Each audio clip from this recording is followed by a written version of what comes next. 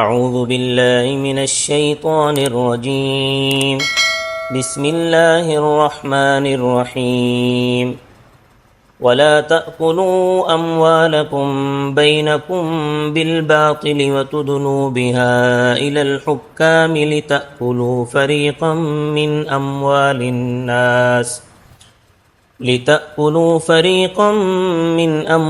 الناس بالإثم وأنتم تعلمون صدق الله العظيم وَلَا تَأْكُلُوا أَمْوَالَكُمْ بَيْنَكُمْ بِالْبَاطِلِ، اور نہ کھاؤ تم ایک دوسرے کا مال آپس میں ناحق طریقے سے،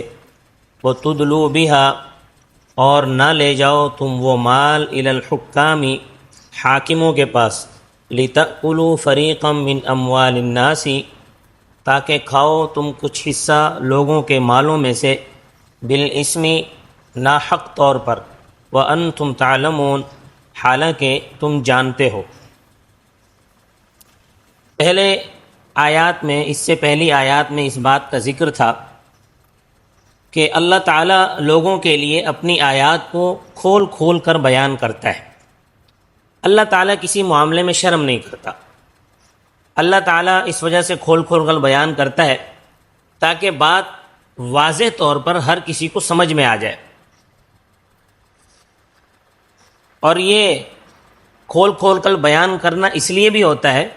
تاکہ لوگ پرہیزگار بن جائیں۔ تو پرہیزگار بننے کے لیے حرام سے بچنا بھی ضروری ہے۔ تو حرام مال جو ہے وہ کون کون سا ہوتا ہے، اس کے بارے میں اللہ تبارک و تعالی فرما رہے ہیں کہ کسی بھی باطل اور ناجائز طریقے سے ایک دوسرے کا مال نہ کھاؤ، یعنی چوری کر کے کسی کا مال نہ کھاؤ، ڈاکہ ڈال کر کسی کا مال نہ کھاؤ، خیانت کر کے کسی کا مال نہ کھاؤ، اسی طرح رشوت لے کر کسی کا مال نہ کھاؤ۔ تو یہ جو سارے طریقے ہیں، یعنی چوری کرنا، ڈاکہ ڈالنا، خیانت کرنا، رشوت لینا، یہ سب ناجائز طریقے ہیں، ان طریقوں سے بچو۔ تفسیر ابن کثیر کی روایت میں ہے کہ حضرت سعد بن ابی وقاص رضی اللہ تعالیٰ عنہ نے حضور صلی اللہ علیہ وسلم سے درخواست کی کہ یا رسول اللہ، آپ میرے لیے دعا کریں کہ میں مستجاب الدعا بن جاؤں، میں مستجاب الدعوات بن جاؤں، یعنی جب بھی اللہ تعالیٰ سے میں دعا کروں تو میری وہ دعا قبول ہو جائے۔ تو آپ صلی اللہ علیہ وسلم نے ارشاد فرمایا کہ اگر تم مستجاب الدعا بننا چاہتے ہو تو حرام سے بچ جاؤ، حرام کے قریب بھی نہ جاؤ،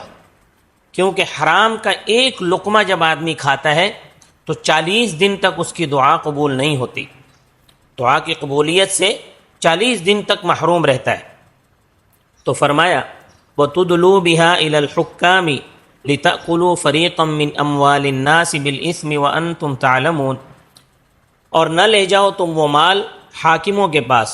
تاکہ کھاؤ تم لوگوں کے مال کا کچھ حصہ ناحق طور پر۔ عام طور پر یہ دیکھنے میں آیا ہے، اور یہ اخبار میں بھی یہ خبریں شائع ہوتی رہتی ہیں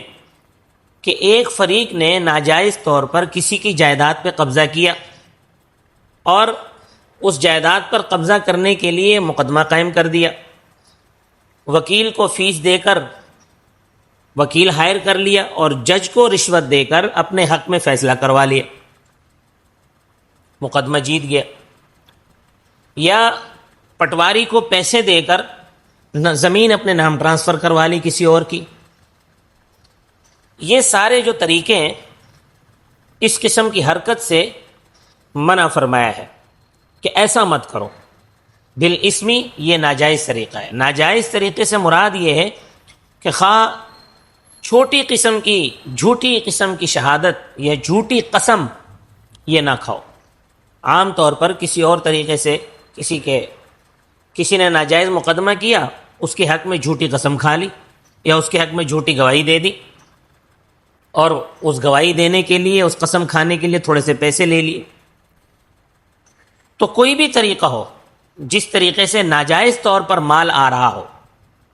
تو وہ مال ناجائز ہے، وہ حرام مال ہے، چاہے جھوٹی قسم لے کر لیا جائے، چاہے وہ کسی کے حق میں جھوٹی گواہی دے کر لیا جائے مال، چاہے وہ بطور رشوت کے لیا جائے، چاہے وہ کسی بھی طریقے سے لیا جائے، چوری کر کے لیا جائے، ڈاکہ ڈال کے لیا جائے، کسی بھی طریقے سے لیا جائے۔ وَأَنْتُمْ تَعْلَمُونَ، حالانکہ تم جانتے ہو کہ تمہاری یہ کارروائی ظالمانہ ہے۔ اب جب کوئی آدمی اس طرح کا کام کرتا ہے تو وہ یہ بات سمجھ رہا ہوتا ہے کہ یہ میری کارروائی ظالمانہ ہے، لیکن پھر بھی حرص اور ہوس دنیا کا اتنا بڑھ گیا ہے لوگوں کے اندر کہ وہ اس کارروائی کو ظالمانہ سمجھتے ہوئے بھی اپنا کام کرتے رہتے۔ تو فرمایا کہ اگر حاکم بھی تمہاری اس غلط کارروائی میں شریک ہے تو اس کا مطلب یہ ہے کہ تم رشوت خور حاکموں کو جانتے ہو، کہ تمہیں پتہ ہے کہ یہ فلاں جج جو ہے یہ رشوت خور ہے، اس کے باوجود تم اس کے پاس اپنا مقدمہ لے کر جاتے ہو تاکہ وہ لوگوں کے مال کا کچھ حصہ کھا لو، کچھ حصہ ہڑپ کر لو۔ اور اگر حاکم تمہاری اس کارروائی میں شریک نہیں ہے تو تم جانتے ہو کہ تمہارا دعویٰ تو غلط ہے، تم نے ناجائز طریقے پر دعویٰ کیا ہے۔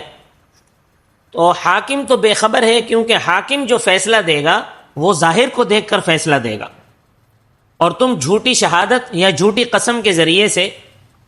اپنے دعوے کو حاکم کے سامنے ثابت کرو گے، تو اس ساری کارروائی کا جو وبال ہے وہ تم پر ہی پڑے گا،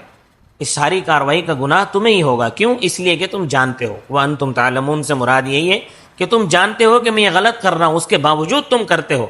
تو اس کا وبال تم پر ہی پڑے گا، اور اس کا بڑا سخت عذاب ہے۔ اللہ تبارک و تعالی ہم سب کی حفاظت فرمائے۔ وَمَا عَلَيْنَا إِلَّا الْبَلَاغُ الْمُبِينُ۔